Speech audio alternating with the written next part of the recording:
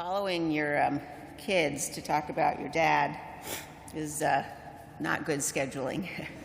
But distinguished guests, presidents and vice presidents, dear friends, my mom and Mary and I and our families thank you for being here to honor the good and great man we loved so much.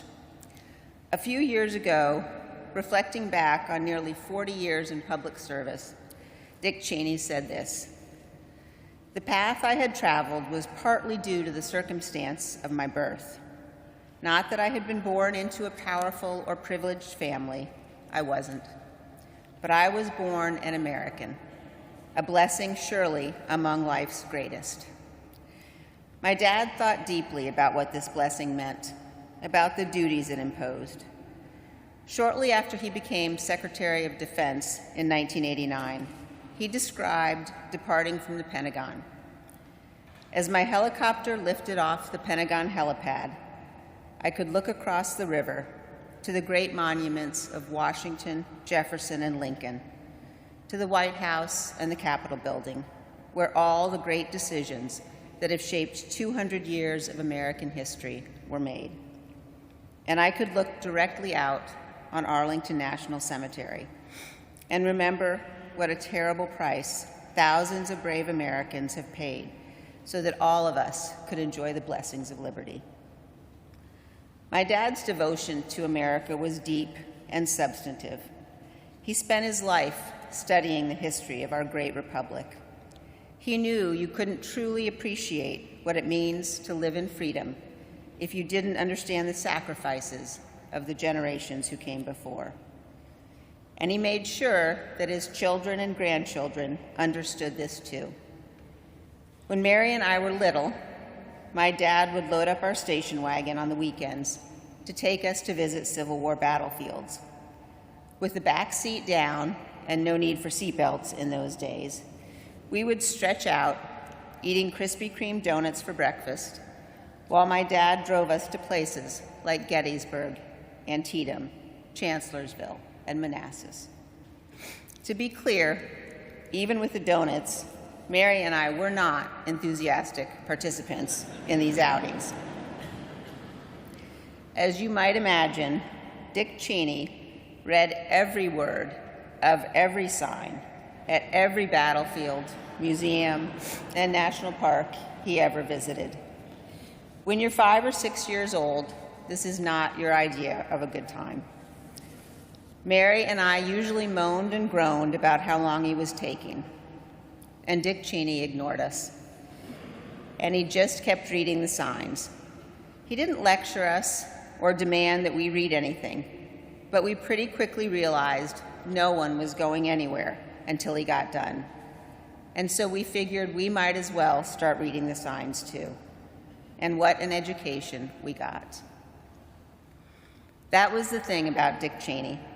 He wouldn't force his opinion on you or demand you do things his way. He might not share his opinion at all if you didn't ask. In fact, he was known to go long stretches of time without saying a single word.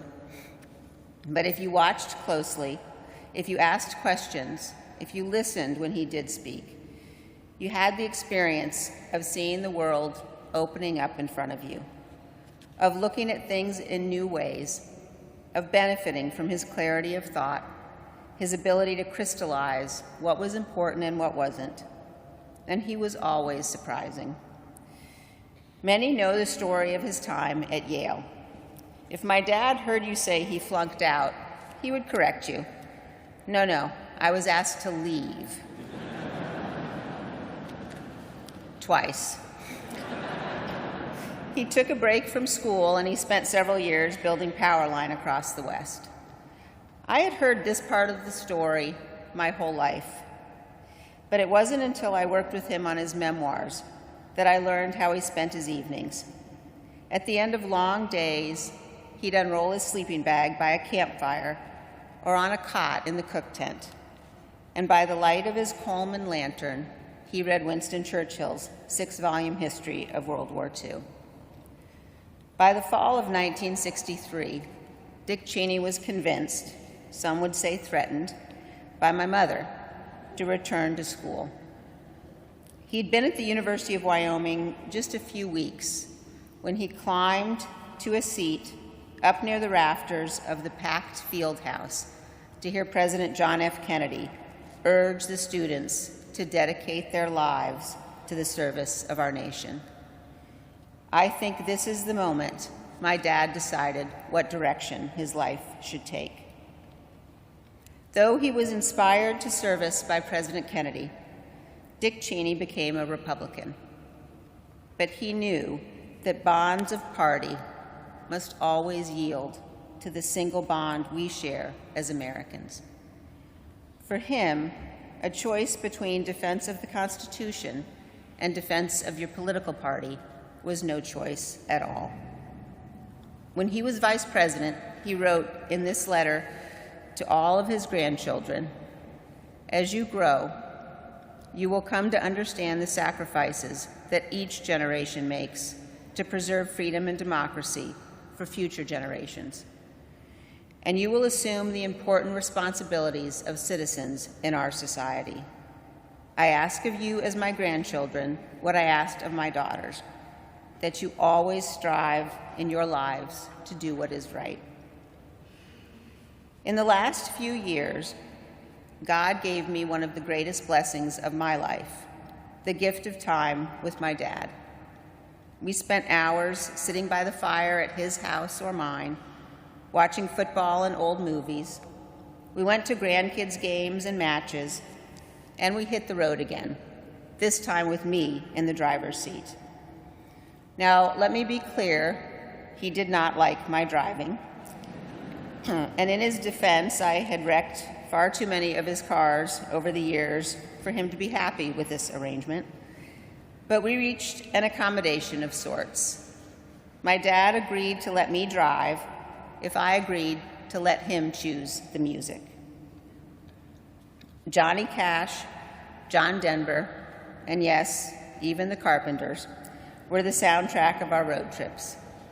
We went to places he'd taken us 50 years ago, to Manassas and Antietam and Mount Vernon.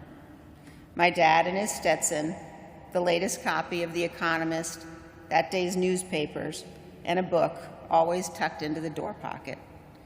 We drove for hours. We talked about life and family, history, and America.